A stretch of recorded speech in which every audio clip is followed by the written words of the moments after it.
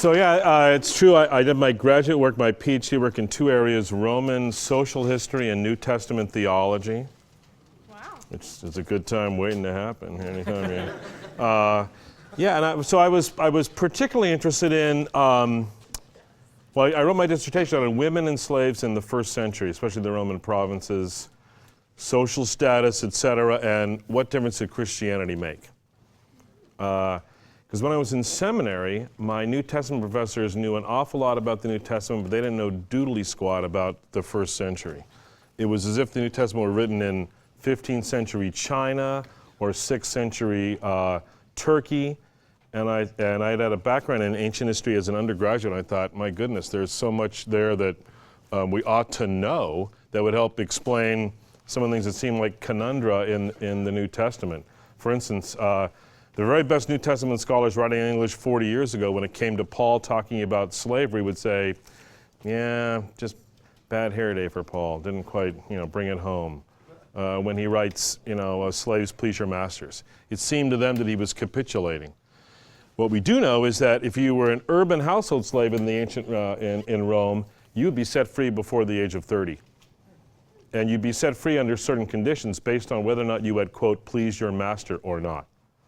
So he's not caving into some horrible circumstance. He understands the way urban household slavery worked in that urban environment, and he seeks to turn that Roman social institution for good. So anyway, that was just part of my background. Although I went to college to be a farmer, I was a double major in agronomy and plant pathology. So grain crops and plant diseases, also a good time waiting to happen. Okay, a little bit about Ovid, the Roman poet Ovid. So I'm calling this. I'm no good at titles. Like I preach in years past. I would guest preach maybe 30 times a year. And like one time, a friend of mine called me up and asked me to come preach at his church, and he said, "What's your title?" I said, "I'm no good at titles." He goes, "Give it to me anyway." I told him. He said, "Yeah, you suck at titles." So I mean. So it is a kind of a cruddy title, but dissipation and discipline in the Augustan age. That's what I'm calling it. So here he is, Ovid. Nice looking guy looking down on us. So here's my outline. We'll see if I can follow. I'm not really good at following outlines. So introductory divertimenti. Diversion. So in divertimenti, I think in music is like a side little melody. A little bit on his life, talk about his contemporaries a bit, the Augustan age and morality, the works, his legacy, and then I'd just like to quote him at length near the end. So, Ovid's a poet, and we ought to begin with a quote. This is Goethe. Werden Dichter will verstehen, müssen Dichters Lande gehen. If the poet you will understand, must to the poet's land you go. Especially when it comes to poetry, you really can't understand the poet unless you've actually been to their homeland. And for us, of course, that's not just going to Italy, but it's also traversing 2,000 years and coming to understand a little bit more about his life. So here's the town where he grew up, Sulmona. It's modern Sulmona. It's Sulmo in the ancient world. It's about 90 miles east of Rome in the Apennines, the mountain range that sort of runs north, not just sort of, doesn't run sort of north-south, that runs north-south up and down the Italian peninsula. There's another shot. That looks pretty nice.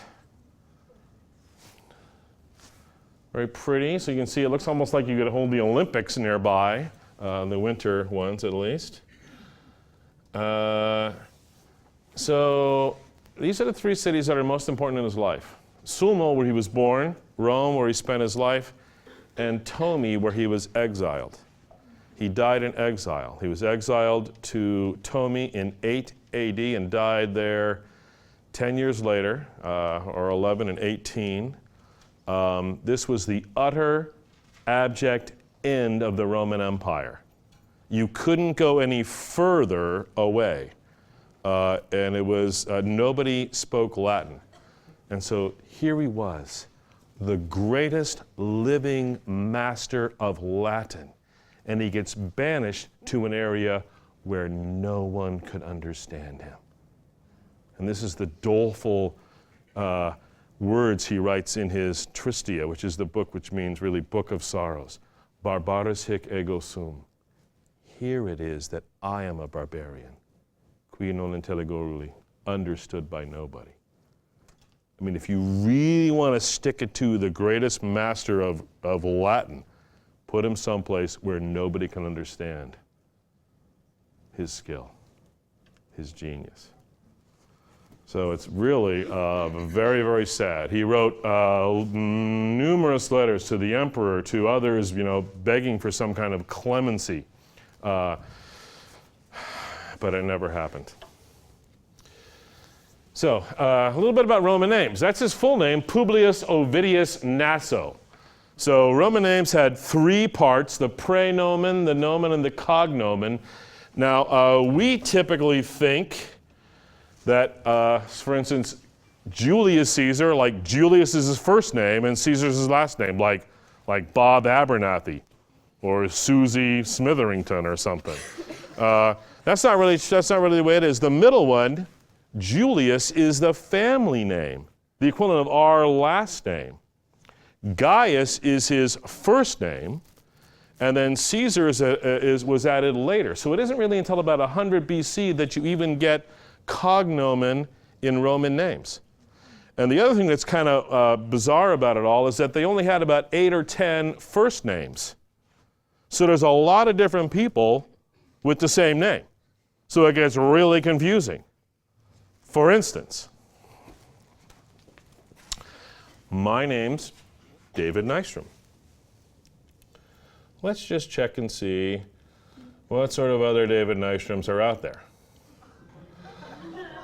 So we'll Google David Nystrom. Check it in there. Let's see. Okay, that one's me. That one's me. That one's me. So let's go down a little bit. There's me. Lots of me. That's me when I was younger. That's my family and my daughter. That's all me. That's all me. Oh, here's not me.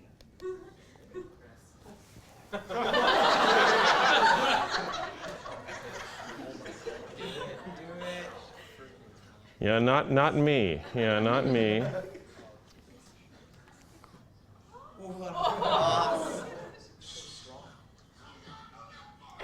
Yeah, not me, although from, looks like me, sort of in the middle there. So yeah, I mean, there's a David Nystrom. This is the David Nystrom bodybuilder guy in Sweden. He's also one of those people that straps to his forehead and then toes like airplanes, down runways and stuff. Then there's a foul-mouthed Canadian stand-up comic named David Nystrom. That's awesome. And there's also a guy named David Nystrom that was arrested about 3 months ago in Chicago on a DUI, whose mugshot is all over the place. So it's kind of important to know which one you're talking about. So same kind of way with Roman names. And so oftentimes the cognomen at the end is the one that really distinguishes a person. So Caesar actually means hairy, even though he was famously bald. Scipio Africanus, 201, he's the guy who finally defeated the Carthaginians in the Second Punic War. So in the Second Punic War, Hannibal, the Carthaginians, they cross the Mediterranean, they come down the Italian peninsula, and they beat the snot out of the Romans in successive battles. Cannae, Lake Trebia, Trasimene, destroy something like 80,000, kill 80,000 Roman men at each battle. And then the Romans can never defeat Hannibal. And finally, this guy Scipio, one of the Scipiones, one of that clan, takes an army to Africa. Hannibal has to go back to Africa, and that's where he's defeated for the only time in his life. So he gets named Africanus for this great deed, for a victory in Africa. Now, sometimes we talk about people just because of their last name. Like you say Churchill, I mean, we pretty much know we're talking about Winston Churchill. In America, you say Roosevelt. There's actually 2 presidents named Roosevelt. And most of us, if you're young, if you're born in the 50s or later, you really think Franklin. But the first Roosevelt was unbelievable. The author of 30 books, won the Nobel Peace Prize, all kind. I mean, just an incredible person. Once,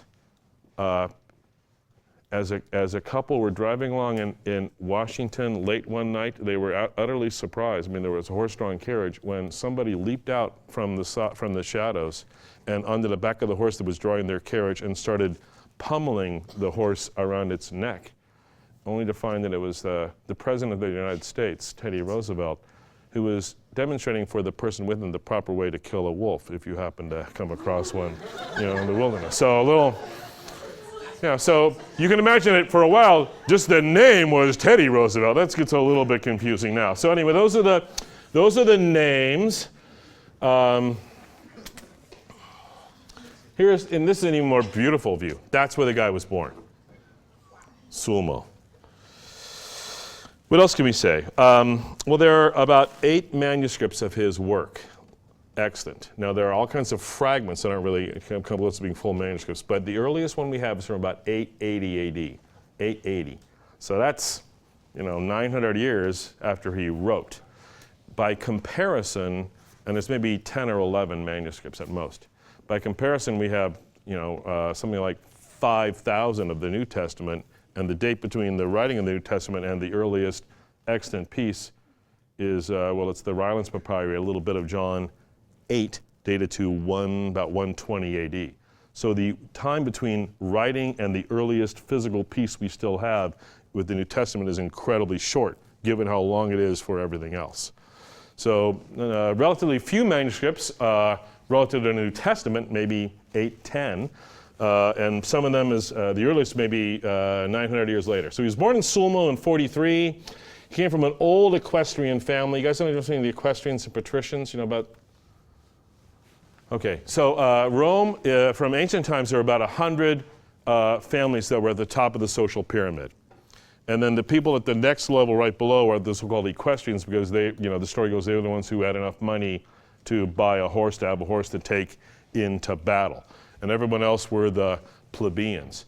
So he came from an old equestrian family. Now, by this time, Augustus is emperor. He's the first emperor. And if you're the emperor and you have just taken power from the Senate, you can't really trust the Senate. And you've also got this huge area to control with numerous provinces. So who can you trust? Augustus hit upon this scheme of bringing into service the people from the equestrian order, appointing them to be his emissaries and governors, etc., in the far-flung provinces. And these people were called the Friends of Caesar. Does that ring a bell? John's Gospel, at the crucifixion of Jesus, or leading up to it, when Pilate is hesitating, the chief priest says, if you don't do this, you're not a friend of Caesar. Now the backstory is Pilate had gotten his job because of a patron, Sejanus, who just a year before it had been discovered had plotted to kill the then emperor Tiberius. And so to say, you're letting somebody else who's claiming to be king live. So it was a little bit of blackmail. Does that make sense? So Ovid grows up in a wealthy situation, because the equestrian patrician wasn't really about how much money you had, it was about your background, about your lineage. So he grew up in a wealthy situation, and his father went on to become a lawyer, and he studied rhetoric. The elder Pliny tells us that he gloried in the affective side of rhetoric, not the argumentative side, so the emotional. And Ovid himself says, no matter how hard he tried, even when he tried to write prose, all that came out was poetry. So that's all he could do. So he had this talent very early on. But he spent some time going through the cursus honorum, the course of honor, political offices that would lead to maybe some sort of prominence in the Senate. So one thing he did was part of the triumvirs capitalis, so a group of 3 that judged capital cases. Like if you were found guilty, you were executed. And he spent a year in another committee settling inheritance matters.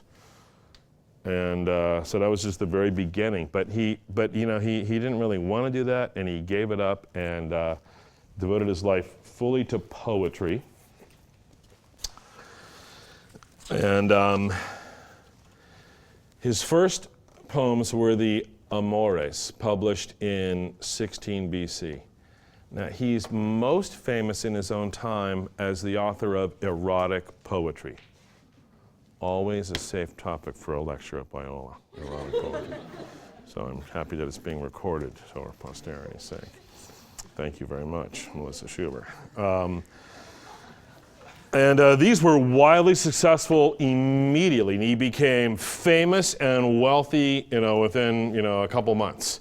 So we no longer had any worries, if he ever had any, about money. And their elegies, and this was also new. No one had set love poetry to an elegy before. Now, an elegy is originally a lament. And it goes like this. Here's one in English by Auden. With the framing of a verse, make a vineyard of the curse. Sing of human unsuccess in a rapture of distress. In the deserts of the heart, let the healing fountain start. In the prison of his days, teach a free man how to praise. And Ovid pressed in the service the elegiac couplet, which had been used for laments over someone's death, to celebrate sexual promiscuity. It was hot, and the noon hour had gone by. I was relaxed, limbs spread in the midst of the bed. One half of the window was open, the other closed. The light was just as it often is in the woods. It glimmered like Phoebus dying at twilight. Or when night goes, but day is still not yet risen. Such a light as is offered to modest girls whose timid shyness hopes for a refuge. Behold, Corinna comes, hidden by her loose slip, scattered hair covering her white throat, and that's all I'm going to quote, because after that it gets a little too racy for Biola. So this was brand new and really quite exciting. I mean, this was, like no one had seen this kind of thing, but the use of the elegiac couplet, the elegy for this kind of thing. He also pressed into service a tried and true theme of Roman history, battle. Because battle is where courage is tested. Battle is where your convictions, you put your convictions to the test. And this is what Ovid did with the theme of battle. Every lover is a soldier, Atticus. You can believe me. Every lover is a soldier. And Cupid, he's got a battle camp of his own. The age that is not fit for making war is also the age not fit for making love. It's pathetic when you see an old man with rheumy eyes dressed up as a soldier, and it's just as pathetic when you see the same old guy eyeing with lust a young girl. Who but a lover or a soldier would stay up all night, enduring the cold and the snow and the rain? The one does it to guard the tent of his general. The other watches over the door of a lover who will not give in. Now this also is a little bit shocking to use a theme that had been pressed into service, like with Virgil, for traditional Roman values, and to turn it to something brand new. So he became famous right away, not just for his skill with words and his talent as a poet technically, but also for the way he pressed into service various themes and did things that were unique, that were surprising, and bent them to his service. His poems make clear that he's a promiscuous lover. Love is for him an elaborate game. He was married 3 times. His first 2 unsuccessfully, but his third lasted a while.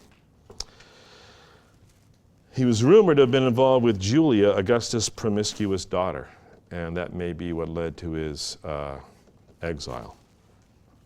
He tells us that he was exiled for a poem and an error. And the poem, probably not one of the Amores, but the later work, The Art of Love, and the error, no one knows what it was.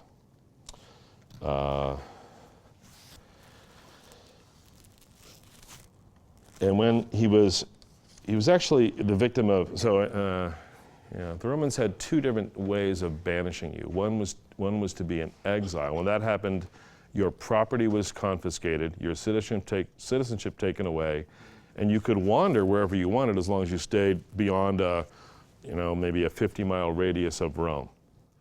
If you were a victim of relegatio, which was the case with Ovid, you retained your citizenship rights. People could help you, but you had to stay in a specific location.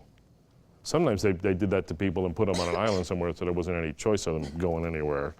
But as I said, in this case, Augustus relegated him to Tomi, ordered him to stay there,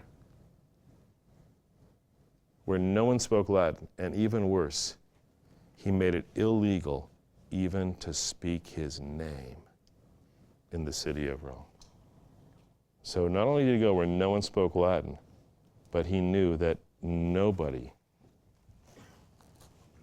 unless it was done surreptitiously, could remember him. His talent, a lot of people believe, was wasted on frivolous pursuits and graceful divertimenti. Latin's a straightforward, plodding language. It really is. But with Ovid, it achieved its greatest dexterity and performance. A lot of people say his purpose is merely to amuse. Can humor do more than merely provide comic relief? Cannot humor also instruct? One of the plays of Aristophanes. His precursor, Catullus, was bawdy and erotic, but often used poetry to express strong personal feelings. This was rare in Ovid. He wants to explore what it's like for human beings to feel passion, what it's like for human beings to feel the range of love. He's a brilliant displayer of his own abundant gifts, and sometimes for no other purpose than to display his abundant gifts. You ever known people like that? Sometimes he just does it to show off. And there are times you can tell he's bored. Sometimes in the Metamorphoses, it's like he just should have written it over one more time or two more times, but he just doesn't have the heart and thinks this will slide by. Let me talk a little bit about his contemporaries. Well, anyway, these are some of the books look. I mean, here's like Herodes and the Amores. This is the Loeb Classical Library series. So green is Greek, red is Latin. It looks like, does that look like a book you'd want to like take out and read? There's nothing about it that says, open me, buy me, cool stuff within. Well, here's another version. That also looks kind of, awesome, right? Text and Prolegomena. Oh yeah, that's what I want. And you have no hint what's inside. This one comes a little closer to what's inside. Not really. But even that, it's like, yeah, $3, I don't know. So here's where we exiled Thomas or Tomi on the Black Sea. A little bit different view there. So there was a harbor. So this was actually the ancient harbor. In ancient times, it wasn't so closed. It was far more open to the sea.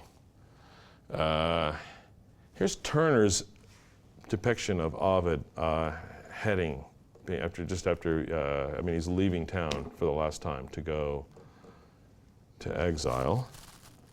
Here's Delacroix, Ovid among the Scythians. So here's Virgil, his contemporary. I think you probably already read Virgil. Virgil is urbane. Virgil is patriotic. Virgil presses into service themes in the Aeneid fortitude, suffering, and how that fashions character, and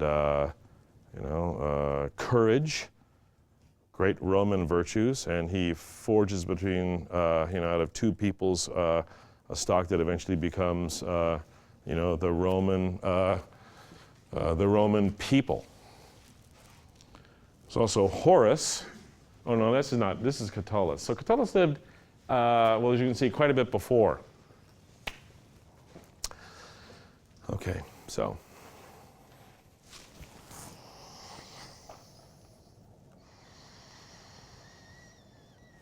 About 100 BC, a radical change began to take place in the Roman state. There's a guy named Marius, a general, and he's the one who makes the Roman army a professional army.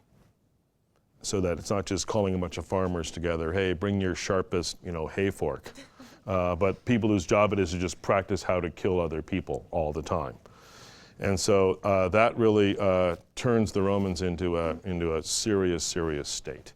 The Roman Empire in that period, and actually for the next 100 years, went to war every year, but so 95 out of 100 years. Think about that. About 95% of the years over a 200-year period, they were at war somewhere. So Marius turns it into a professional army. Then there's a guy comes along, Sulla, the dictator, and he really sort of runs ragged over the Senate. And Caesar, Julius Caesar said later on, Sulla potuit, ego non potero. If Sulla could do it, shouldn't I be able to? And so what happens next? Then there are this year of these two great figures, Pompey and Caesar, and they fight it out between them. And what's left is Caesar alone. But then he's murdered, and his nephew Octavian becomes Augustus. So what happens is, for 100 years, the Senate doesn't really matter. It's all about generals who have uncompromising power. And what happened before that, the century before that, with the Punic War, when 80,000 men are killed at 3 battles in a row, suddenly there's not a lot of eligible young men left to marry. And so a lot of changes took place. First of all, great estates were possible because a lot of these small farms didn't have people to work them anymore. Hundreds of thousands, not millions of slaves to work those great estates. So there was an incredible upswing in wealth. And there were lots of women who never got married because there just weren't enough men left. And so laws were changed so that women could actually be married with or without manus. They could potentially retain the right over the inheritance that would come to them. It wouldn't automatically go to their husband's family. So all this soup together created an era in Roman history. It was a little like the 60s in America, where there was a lot of new stuff happening. In fact, the people like Catullus were called the neoteroi, the new men. And in the ancient world, old is better. In our world, new is always better. Like, hey, it's a new box. Same old stuff, but it's a new box. Let's buy this. I mean, new is always better in our world. In their world, old is better. And so people disparage the new men, but one of them was this guy named Catullus. These are his poems. My lover swears there's no one she'd rather marry than me. Not even Jupiter himself if he asked her, she says. But what a woman says to a hungry lover, you might as well scribble in wind and swift water. Or, I had to laugh. Some guy in the crowd, after Calvus had just finished giving this terrific speech exposing all the wicked deeds of Vatinius, raised his hands in loving wonder. Man, he said, that little, and then there's a non-Viola word, can sure talk. No one had heard anything like this before. At the same time, an elaborate drag culture was developing in the city of Rome. A homosexual subculture had burst forth. We know of a number of long-term partnerships between adult men at this time. So it was, it was really disturbing to traditional types. And Augustus comes along and he says, we've got to change that. So he instituted a whole series of reforms. He made it illegal to commit adultery. Illegal. If you were a widow of childbearing age, he made it impossible for you not to remarry. He rewarded people for having lots of children. And he did a lot to try to reinvigorate the old Roman religious traditions that had fallen into decay, and even temples that no one had worshipped at for 70, 80 years. So he was trying really hard to turn back the clock to traditional Roman values. And that's why Virgil's Aeneid is the way it is. He's trying to celebrate. This is who we are. This is what made us great. Let's wake up and stop amusing ourselves. And it's about this time that the Roman historian Livy wrote these words in the first book of his histories. This is chilling. In recent years, wealth has made us greedy, and self-indulgence has left us through every form of sensual excess to be, as it were, chasing after our own deaths. We know it's killing us, but we don't have the will to stop. So, the reign of the appetites. If it's what you want, if it's what you feel, it must be right. And this is what Augustus tries to stop, and this is partly what Ovid seems to celebrate.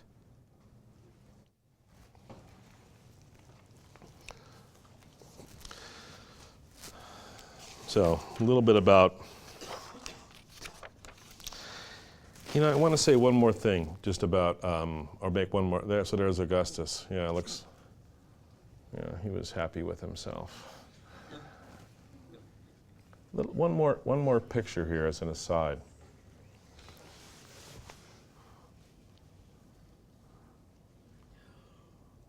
So one thing I'd like to talk about a little bit while you look at that table is about women and fertility. At about the time of Ovid, it's estimated that there were 131 males to every 100 females, or 13 to 10. Now, it shouldn't work out that way without human tampering. So what caused this, this odd development with a 13 to 10 ratio? First of all, female infanticide.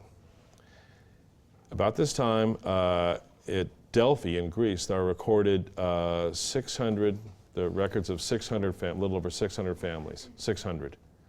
Of that 600, we know of only 6 that raised more than one daughter. Let that sink in. Of 600 families, we know of only 6 that raised more than one daughter. A letter dated 1 BC from a Roman man on business to Alexandria to his wife. I'm going to quote it. Know that I am still in Alexandria, and don't worry if they all come back and I remain here in Alexandria. I ask and beg you to take good care of our baby son. As soon as I receive payment, I shall send it up to you. But if the baby delivered is a boy, keep it. But if it's a girl, discard it. You have sent me word, don't forget me. How can I forget you? I beg you not to worry. The standard practice was, if you had more than one daughter, you would expose her. Walk outside the city, leave her to die. An excavation in the city of Ashkelon, maybe 20 years ago, uncovered a grisly site within an ancient sewer. There was a sewer that was clogged, and it turned out it was clogged with the skeletal remains of more than 100 either aborted females or baby females that were less than a week old.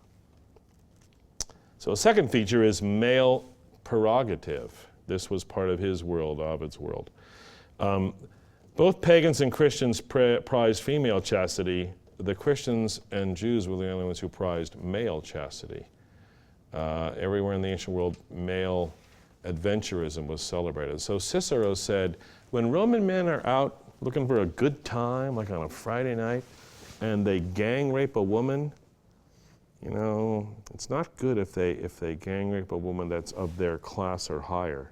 But if it's lower, yeah, that's just youthful exuberance. That's Cicero, the author of sort of our idea of justice, of the system of government that we embrace here in this country. That's pretty chilling. So Ovid's world was one of male prerogative. You know that in the New Testament there are what's called the household codes, right? Husbands, love your wives, wives, whatever it is for your husbands, etc. And whatever it is. And now these were quite common in the ancient world, in the Roman world. But in every single case we know of, besides the New Testament, they're written only to the men.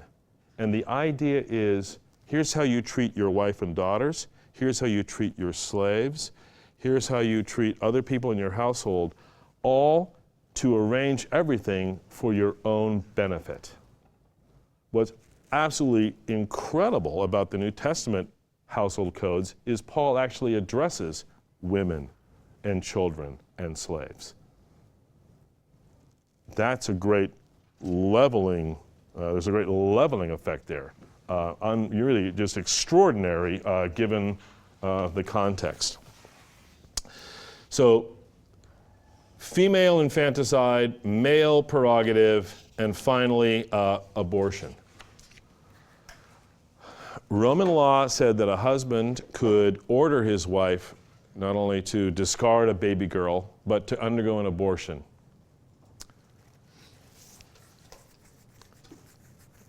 Imagine undergoing an abortion in 10 AD. No anesthesia. No concept of germs. No soap. A world without soap. We actually have, there are still extant Roman surgical tools that were used for this procedure.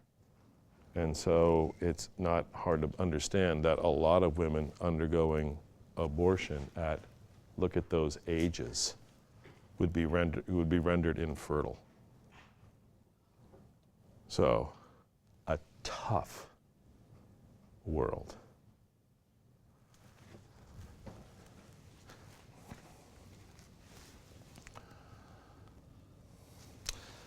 So I'd like to talk with you a little bit about the works. Like I said, his first published work was the Amoris. They depict sexual relations with married women and therefore explicitly depict adultery. And this is when the Augustan legal trajectory had declared adultery illegal. Ovid tells men how to lure women into love. He gives advice to women about how to keep men connected to them. And then he gives good advice like after you've broken up. In fact, what he actually says is don't get too involved. So this is to men primarily. And that sort of makes sense given that background we just talked about. Don't get too involved. Try to be as busy as you can. Stay late at work sometimes instead of going to see her, just to help keep yourself from getting too attached. Travel and try to avoid familiar places that remind you of her. Try having a lot of girlfriends on the side instead of just one. That'll keep you from being too attached. Think about the bad parts of a relationship. Think about all the money you're spending on her. Don't be alone. Avoid places when you can see couples that are seriously in love, because that'll have its effect on you. And after you've broken up, don't go anywhere near her. Don't see her parents. Don't see her family. Don't see her friends. Stay away. Don't even talk about her. If anyone brings it up, just keep your mouth shut and don't say anything. Don't even think about getting back together. I know you're thinking about it. Don't. Burn her letters and any portraits you have. Tell yourself that you're the one who left her. Don't go by her house. Don't wait outside and look at her door. Don't hope for a glimpse of her. That's a bad idea. Either avoid drinking alcohol. Well, actually, avoid drinking alcohol in moderation. This one kills me. Don't drink like medium amounts of alcohol. Either don't drink at all or drink it abusively. No idea what that's all about, but that's what he says. So I'd like you to point out, even in the Amoris, the individual is at the center, number one. And it is male-dominated, although he does write some advice for women as well. His next was a book or a series of productions that he called the Herodes, which were letters, mythical letters or imagined letters from lovers in the past. So from Ariadne to Theseus, from Phaedra to Hippolytus, from Dido to Aeneas. This would probably have the effect of calling to people's mind these great stories from the past. But here there's something pretty unusual.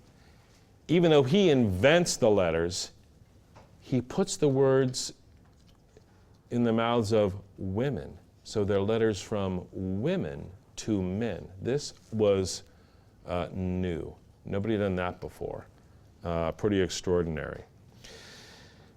He wrote the now lost Medea, a tragedy. He also wrote a brief poem on makeup. He was interested in makeup.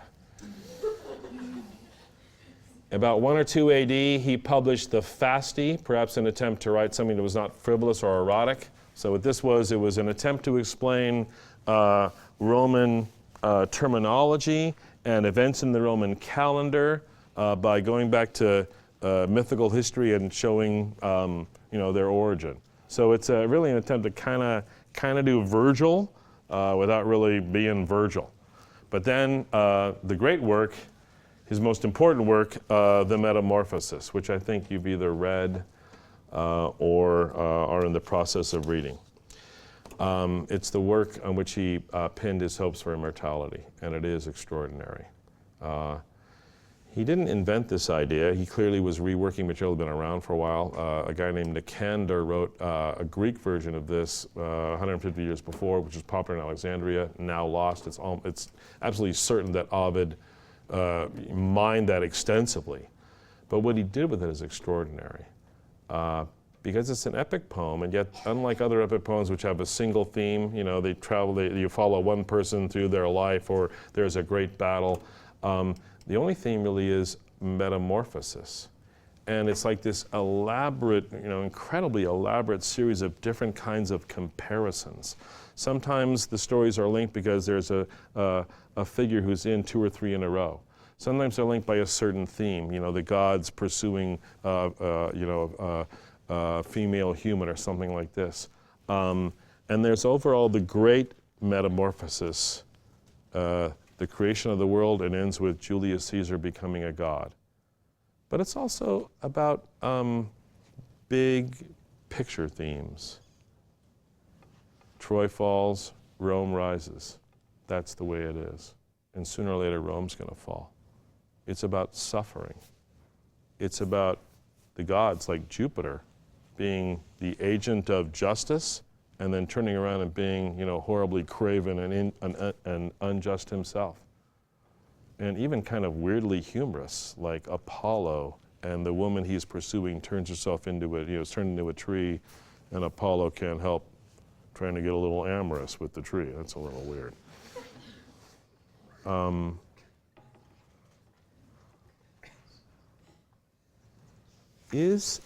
Is he, in reproducing all these stories from the ancient world, is he trying to say that, is he trying to mimic Virgil? No, he didn't even try to mimic Virgil doing national epic. But is he trying to say how difficult it is to actually learn the lessons of the ancients? How difficult it is to be a human being. That on the one hand, we have nobility within us, and yet on the other, we are captive to our appetites. That somehow our will, even if we will to be better, we are instead the slave of our impulses. Think about the trajectory of his life, where even though he knows the story, for instance, of Erysichthon, the guy who is consumed by hunger and ends up eating everything until he consumes himself. That's a real picture of what it means to be human, if we let our appetites run wild. And yet that's what happened to him. And that comes after this beautiful, lovely, gentle story of Philemon and his wife. He can do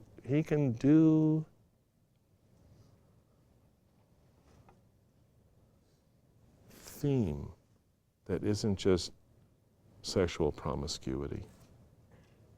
Maybe the whole course of his life and his sort of wastrel existence is a parable for all of us. The legacy of the Metamorphosis is that he's the one who left us all these stories from the ancient world. So here's Bruegel with Icarus. I don't know if you can't really see him. This is Icarus right here falling into the ocean. What's that about?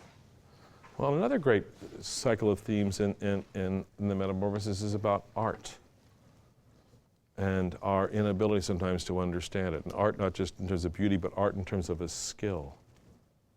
So, Daedalus has the skill to craft the means of their escape. And Icarus takes advantage of it, and yet can't stop himself from allowing his desire to run free. All of that, and even the story in Ovid of the farmer, etc., Bruegel includes.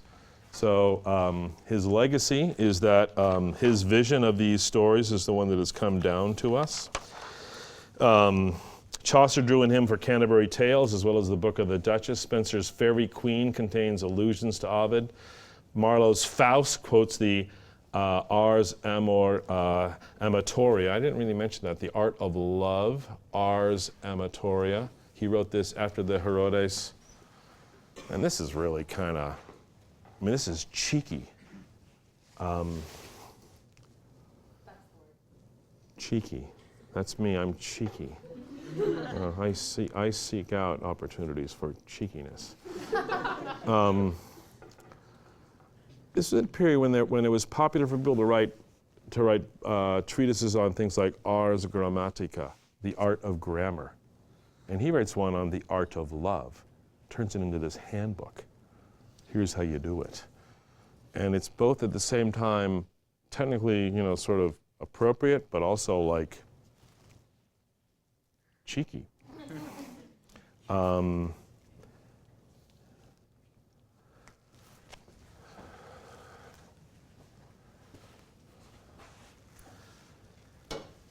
Shakespeare has a reference to his exile in As You Like It, and he quotes Ovid in Romeo and Juliet. At lovers' perjuries, they say, Job laughs. We know that through the 12th and from the 12th and 14th centuries, it wasn't uncommon for the walls of bedrooms for the walls of the bedrooms of great ladies to be decorated with murals. And one of the most popular set of scenes were from Ovid's Ars Amatoria. I really don't know much about courtly love. By the time my poor wife married way below her station. I don't know much about that kind of thing at all. But I believe it's true that in the south of Europe, the troubadour was all about distant admiration and service to a noble lady. But in the north, it could be about, and often was about, sexual relations and their pursuit. And so for young men of the Middle Ages, Ovid was the place to go. And translations of his work were wildly popular, especially the Amoris and the Ars Amatoria. I'd like to end with just a little bit of his writing for you. This is the Tristia, which he wrote from exile. In Thomas. So you can see another view of the city. Here's some Roman ruin. Now if you can imagine, remember the town we grew up and the scenery around it? Now look at that. Little book, you will go without me, and I grudge it not, to the city. Alas, that your master is not allowed to go. Go, but go unadorned, as becomes the book of an exile. In your misfortune, wear the garb that befits these days of mine. You shall have no cover dyed with the juice of purple berries. No fit color is that for mourning. Your title shall not be tinged with vermilion, nor your paper with oil of cedar, and you shall wear no white bosses upon your dark edges. So it's a scroll, so it's the end of a scroll. Books of good omen should be decked with such things as these, but it's my fate that you should bear in mind. I would have you appear with locks all rough and disordered. Be not ashamed of blots. The one who sees them will feel that they were caused by my tears. Go, my book, and in my name greet the loved places. I will tread them at least with what foot I may. So as an aside, a metrical foot is the word in Latin, so he's making a play there. If, as is natural in so great a throng, there shall be any chance, any who still remember me, any who may perchance ask how I fare, you were to say that I live, yet not in health and happiness, that even the fact of life I hold to be the gift of God. Except for this, be silent, for he who asks more must read you, and take care that you chance not to say that what you should not forthwith. But if a reminder be given, the reader will recall my sins, and I shall still be convicted by the people's voice as a public criminal. Do you take care to make no defense, though attacked with biting words. My case is not a good one, and will prove too difficult for advocacy. You were to find one who sighs over my exile, reading your lines with cheeks that are not dry, one who will utter a silent prayer unheard by any unheard by any ill-wisher, that through the softening of Caesar's anger my punishment may be lightened. On my part, I pray that whoever he may be, suffering may not come to him who wishes the gods to be kind to suffering. May his wish be fulfilled. May the removal of the prince's wrath grant me the power to die at home in my own country. One would think that time stood still, so slowly does it move, and the year completes its journey with lagging pace. For me, the solstice lessens not the nights, and winter shortens not the days. In my case, surely nature has been made anew, and she makes all things as tedious as my sorrows. Or does time in general run its wonted course, and is it rather that the time of my own life is cruel? For I am held by the shore of the false-named Euxine, and the land, if in truth ill-omened, of the Scythian sea. Countless tribes round about threaten cruel war, thinking it base to live if not by plunder. Without, nothing is secure. The hill itself is defended by meager walls and by its skillful sight. When least expected, like birds, the foe swarms upon us, and when scarce well seen is already driving off with the booty. Often the walls and the gates are closed. We gather deadly missiles in the midst of the streets. Rare then is he who ventures to till the fields, for the wretch must plow with one hand and hold arms in the other. The shepherd wears a helmet while he plays upon his pitch-cemented reeds, and instead of a wolf, the timorous ewes dread war. Scarce with the fortress aid are we defended, and even within that the barbarous mob mingled with the Greeks inspires fear. For with us dwell without distinction barbarians, occupying even more than half the dwellings. Even should you not fear them, you may loathe the sight of their chests covered with hides and with their long hair. Even those who are believed to derive their descent from the Greek city wear Persian trousers instead of the dress of their fathers. They hold intercourse in the tongue they share. I must make myself understood by gestures. Here it is that I am a barbarian, understood by nobody. The Geti laughs stupidly at Latin words, and in my presence they often talk maliciously about me in perfect security, reproaching me with my exile. Ah, cruel Lachesis. That's one of the three muses who held the length of one span of life in her hand. Ah, cruel Lachesis, when my star is so ill-fated, not to have granted my life a shorter thread. That's pretty sad, pretty beautiful. Okay, I'm done. You have any questions or you want to ask or things, comments you want to make?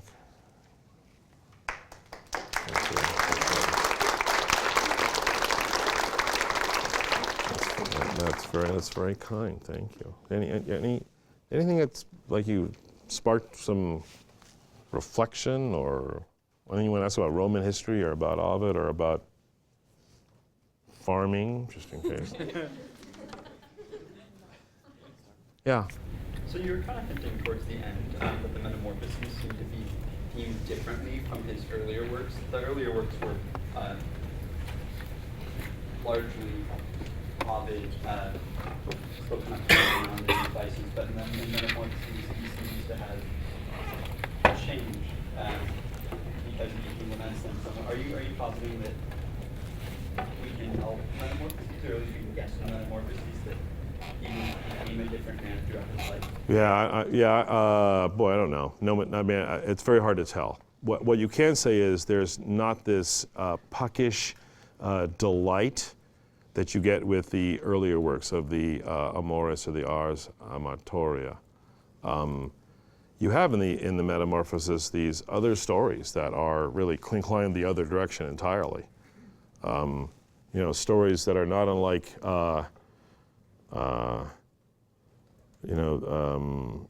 the Greek playwrights, like there's even stories of suffering, right? It calls to mind Aeschylus, right? The great Agamemnon. It is the will of the gods that those who learn wisdom must suffer. And even in our sleep, pain which we cannot forget falls drop by drop upon the heart until with it, unbidden and against our will, comes wisdom by the awful grace of God. He's portraying these stories, and he's saying, boy, there's wisdom here, obviously, and yet, do we have the capacity to learn from them? We don't seem to. What's going on with us human beings? And I tried the life of dissolution. I think in the Metamorphoses, he's trying to offer a cautionary word, but can he? So yes, I'm positing that, but is he able to take his own advice? Not in time to save him. That's what it seems to me. And you had a question or a comment. So I think you had said in the medieval period at some point, like that young suitors had used Ovid to Yeah. I don't know, whatever ends up using it for. But I also remember in our Ovid session last year that Dr. Vincent had said that monks during the time became fascinated with Ovid and were using it for an allegorical purpose. Yeah. I was just wondering if maybe you knew the transformation of monks taking this pagan work and what they were trying to mine for, or what they were hoping to do. Yeah, Dr. Vincent knows way more about that than I do. So, my special, but that doesn't stop me from guessing. Well, first of all, the three Roman authors that were, the Latin authors that were used and favored throughout for hundreds of years, Virgil, Ovid, and at least the poets, and Horace. And Ovid was, because he was so, his contemporaries thought he was the greatest thing ever as a master of Latin, of spoken Latin and written Latin. So his skill level was just beyond anything they'd seen before. Dazzling what he could do. Unbelievable. And so just as a stylist, he was important for that reason.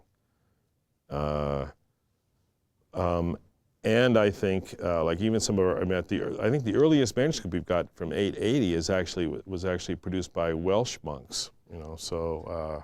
In Great Britain, obviously. So I think it's at least possible that part of what they're doing is just training themselves in good Latin. Now, it couldn't have been lost on them, however, what he's, the subject matter. And so human beings be what they are. I'm sure that part of it was prurient interest as well. But also seeing in him the arc, the arc of his life maybe are there hints there for this more disciplined approach that is commensurate with the Christian tradition. But like I said, I would trust Dr. Vincent there way more than me.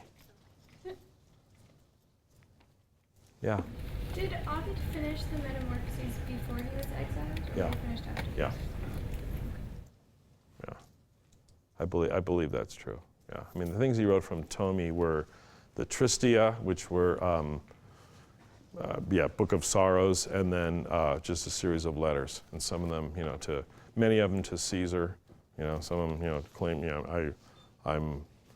I'm sorry. I'm pious. I pray to your genius and the genius of your wife and your cousins. Every morning, and no relaxation. I mean, Augustus. Even members of his own family were like the most notorious adulterers and adulteresses. And the most wanton. So he had it was unsuccessful. Yes.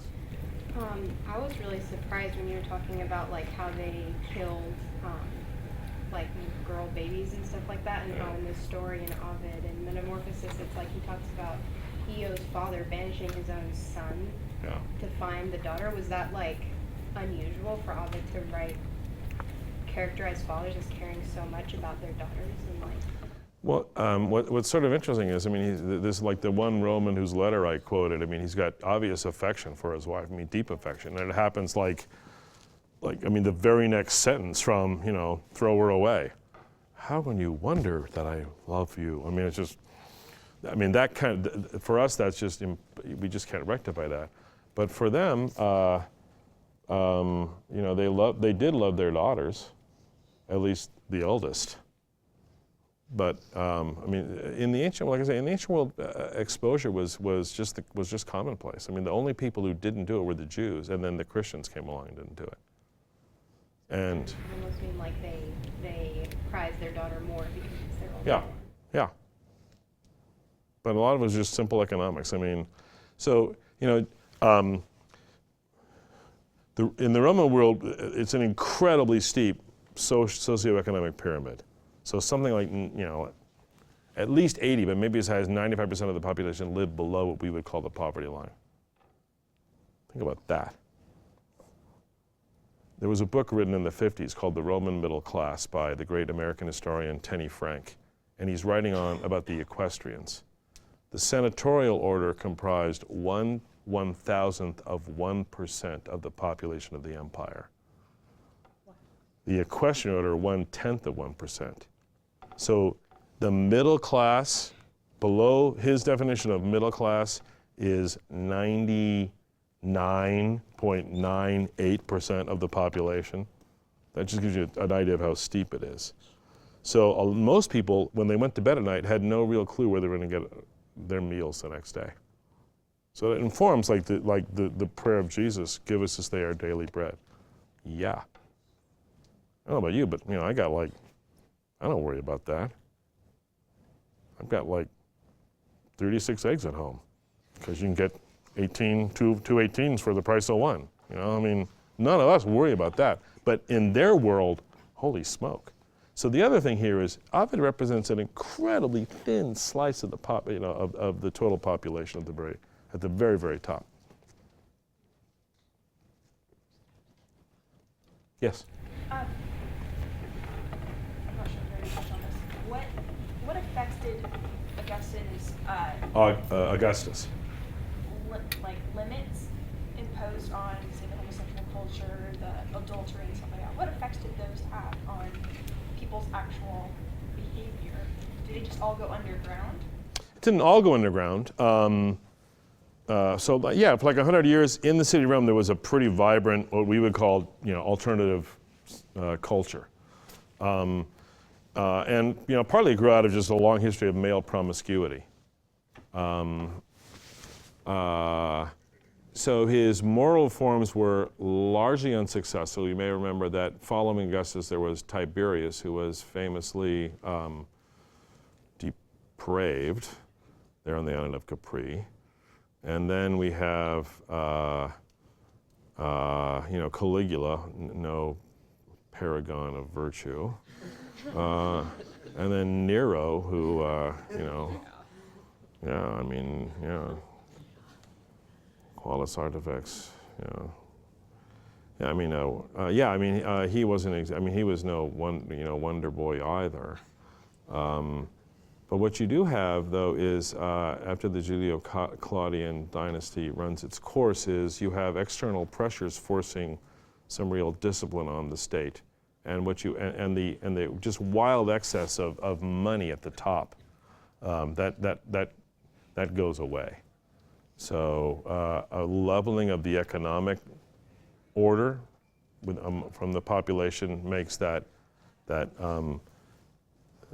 obviously self-indulgent class experience in the city of Rome that causes it finally to just give way to a more sober approach.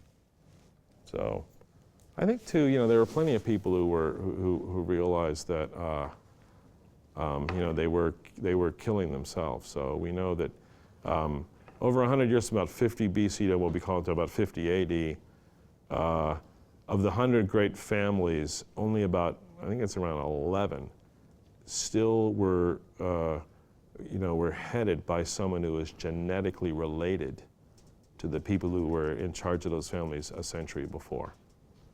So adoption was a big deal. Cicero was adopted, for instance. So people adopted into their families to replenish them. So. They were killing themselves off. Well, not just killing themselves, but often they're just the fertility wasn't there, so there were no natural heirs born. And I try to give you a little bit of almost a horrifying picture of that, of what it was like to be a woman in these days. So I think we probably have to go. Thanks very much. I appreciate your time. Biola University offers a variety of biblically centered degree programs, ranging from business to ministry to the arts and sciences. Visit biola.edu to find out how Biola could make a difference in your life.